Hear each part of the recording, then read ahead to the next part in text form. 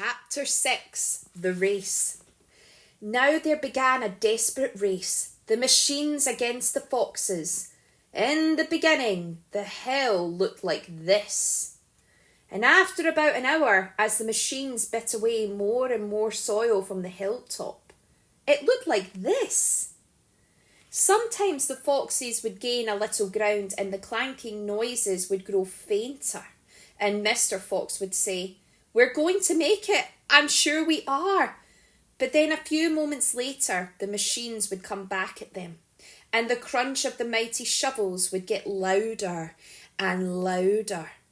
Once the foxes actually saw the sharp metal edge of one of the shovels as it scraped up the earth just behind them. "Keep going, my darlings," panted Mr. Fox. "Don't give up." "Keep going," the fat boggis shouted to Bunce and Bean. "We'll get him any moment now." "Have you caught sight of him yet?" Bean called back. "Not yet," shouted Boggis, "but I think you're close." "I'll pick him up with my bucket," shouted Bunce. "I'll chop him to pieces." But by lunchtime the machines were still at it, and so were the poor foxes. The hill now looked like this. The farmers didn't stop for lunch. They were too keen to finish the job. "Hey there, Mr. Fox," yelled Bunce, leaning out of his tractor. "We're coming to get you now." "You've had your last chicken," yelled Boggis. "You'll never come prowling around my farm again."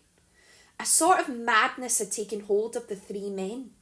The tall, skinny Bean and dwarfish pot-bellied Bunce were driving their machines like maniacs, racing the motors and making the shovels dig at a terrific speed.